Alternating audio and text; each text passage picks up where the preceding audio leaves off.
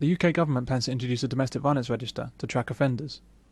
The idea actually has some merit in terms of tracking women that are violence prone, in the same way that conducting paternity tests at birth will quickly uncover unfaithful women. But very few of the thousands of women that cause violence would ever be put on the list, because the purpose of such a register is not to reduce domestic violence, but to target men. In fact, the very proposal of a register constitutes the attack on men. It matters not how many men may actually go on it. It wouldn't even matter if no men at all went on the list. It's the idea itself, the idea that we need a government list to tackle male domestic violence. That is the weapon being used against men. I can think of a few alternative lists that would be much more useful for society.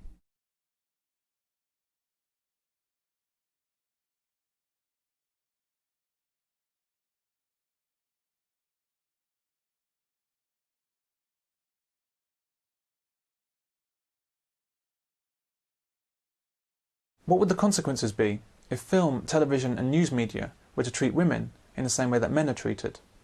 Imagine this. You open the morning paper and see. You turn on the TV and the first item on the news? You listen to a radio in-car discussion. That evening. This ceaseless barrage over years and decades, this tirade, would lead to courses in schools about how women kill. What is it in the female mind that makes mothers kill? We'd take children away and put them in institutions. It would no longer be right for a mother to raise a child, or even keep a child. When you saw a woman on the street pushing a child's pram, you'd wonder if she was abusing the child, or if the child would even see out the day. When she went into baby-changing areas of shops, you'd think, is the baby going to be safe? Why does she want to be alone with the child? What's she doing in there? I think most female sexual abuse goes undetected, and in fact, I think that a lot of people cover up for their mothers. The mother can disguise what she's doing, putting cream on the child, bathing the child, holding the child in bed. You know, society thinks, ooh, that's okay, because it's a mommy. This is how poisonous it would be to make a problem with some women that murder and abuse their babies into a general problem with all women. Why are charities trying to sell this idea about men? The same brush has been used to paint all men, you know, watch out for men. These charities must be described for what they are. They are simply a front for money-making activities designed to further the cause of feminism.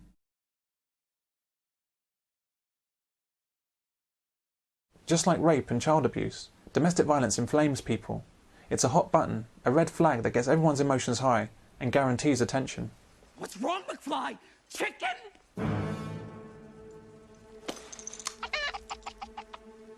The people that orchestrate domestic violence campaigns are well aware of this and use it to maximum effect to develop political capital and income. They'll spin whatever lies and exaggerations are necessary to get it.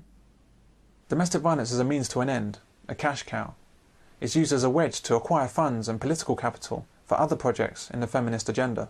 What major agenda for the feminist group is to make sure that they have the maximum amount of financial income from the victims of domestic violence. So therefore they have a certain number of refuges, something like 424 across the country, but they, in a way, keep what they're doing secret because they are unaccountable. What happens is that all of the money generated out of the invented problem of domestic violence, and this is tens of millions from government, lottery grants and donations from a well-meaning public, is delivered to refuges and counsellors and various domestic violence professionals. The money then just seems to disappear. It can't be going to victims because there aren't enough women in refuges to account for all the money. So where is it going? When 2 women in Haringey questioned where such money was going, they lost their jobs.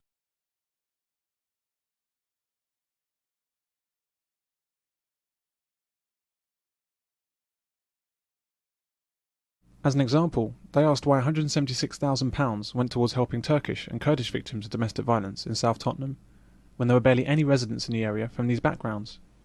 £176,000 of aid to help victims that simply didn't exist, yet the money somehow got spent.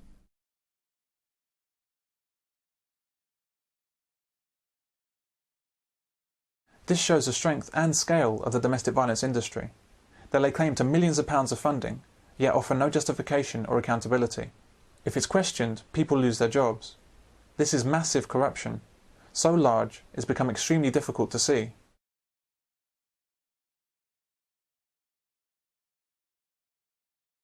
Nobody denies or disputes that violence occurs in the home. However, we should ask ourselves this: Is it a big enough issue to justify the colossal national panic which has been made out of domestic violence towards women for the past 40 years? Or have we all been had? Oh, I say it again, you've been had. You've been took.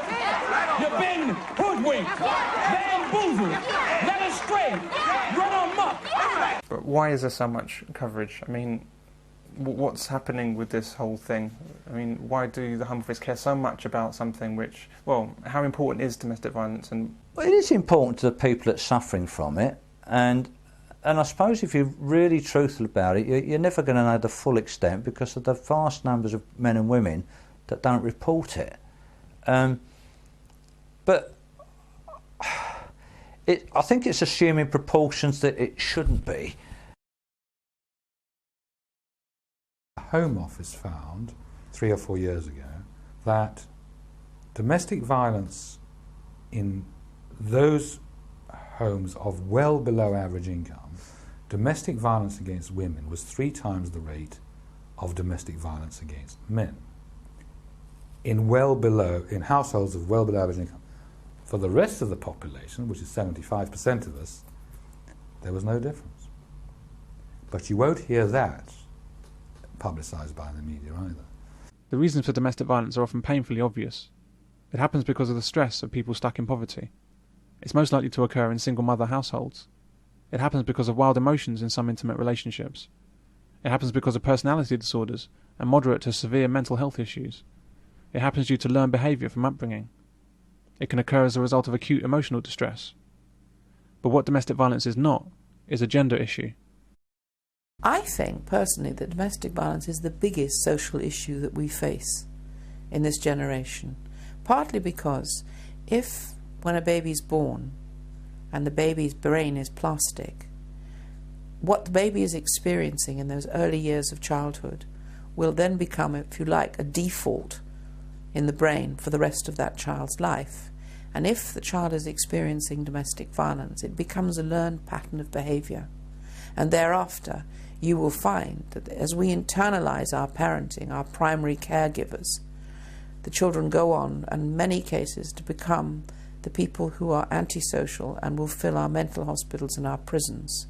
So what we've done for so many centuries is to deal with the symptoms of problems of violence. I'm asking that we start at the beginning and educate parents into how important it is that their children can have their birthright of peace and harmony. Going back to what the government's up to, reducing domestic violence was another of their very laudable aims in their Supporting Families document. But again, why do people commit domestic violence? Well, according to the government, it's because they don't realise it's wrong. So what's the solution to this problem? Well, we need an advertising campaign to teach men that domestic violence is wrong, and that would solve the problem. And we just thought this is such a serious problem, and that's such a shallow, trivial and ridiculous way of going about tackling it. Well, it isn't simple. I mean, if it was simple, Solomon, thousands of years ago, would have known what to do with the 2 women who came to him with the child. No, this is human relationships, and they're infinitely complicated. I think, first of all, we have to get as far as possible, and we certainly did in this refuge, we got the law out of the whole equation. First of all, mediation is what needs to happen, that when she or he comes into a refuge, that it is looked at and as far as possible mediated, so that the children don't suffer. So we don't suddenly have not only a war between a couple, but a war between 2 stacks of solicitors and all the attendant people.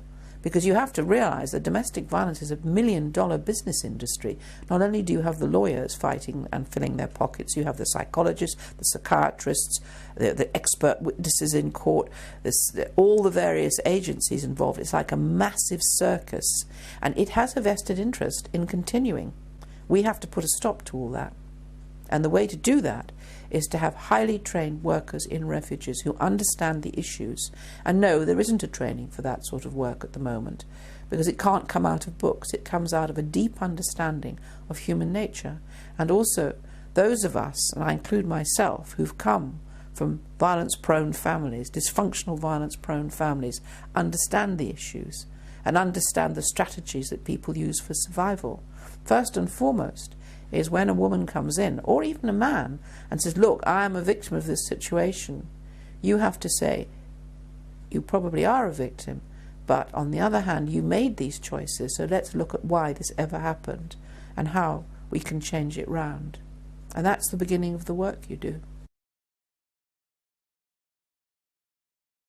The feminist propaganda and the help that the government provides for women who experience domestic violence has resulted in a decrease in domestic violence toward men, not toward women. And my belief, for example, in America in the middle 70s, if one was to look at domestic homicides, the same number of women as men were killed in domestic situations. There were about 1,500 male domestic homicides, 1,500 female domestic homicides. In other words, 30 years ago, men and women were killing each other at roughly the same rates. There's no difference between them. If you look at the figures for the past 5 years, there has been a change, and the change is this. Now, this is after billions upon billions of dollars of government funding for women's domestic violence shelters and support shelters. It's after 30 years of wholesale propaganda about domestic violence issues. And the results and the figures are now as this. The number of women who are killed is the same. The number of men who are killed have gone down. In other words, what has happened as a result of all the feminist promoted intervention is that men have been saved, not women. And the reason for that can only be that the women who would have killed their partners in the old days can now pick up the phone instead, whereas men have nowhere to turn, and so they continue killing partners at the same rate. And which really shows what a nonsense the whole enterprise, the whole domestic violence industry is. It doesn't protect women at all. If anything, it protects men. For every 2 women that die, we never look at the other figure. 1 man also dies. I realised it wasn't a gender issue. And I knew that from personal experience, because although both my parents were violent, dysfunctional, my mother was physically a lot more violent to me than my father. So I came to the whole subject with an open mind. And as I took the women in, I looked at the first 100 women that had came in with their children. And of the first 100, 62 could be described as violent as the partners that they left. So it never has been a gender issue. By refusing to see domestic violence as it so obviously is, and choosing instead to see it as some kind of male disease. By backing men into a corner when dealing with violent women.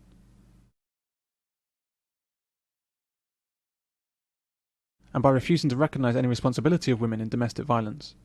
The domestic violence industry has failed in its stated mission of helping women. So who has it helped? What has all the legislation and advertising done? Where has all the money gone?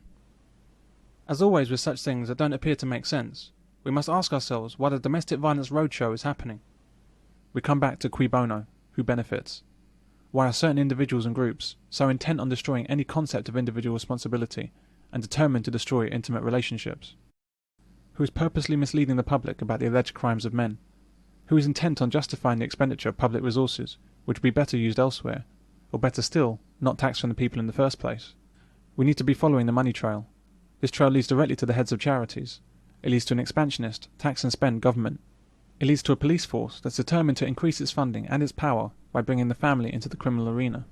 It leads to the legal profession, which receives most of its income through bitter family disputes.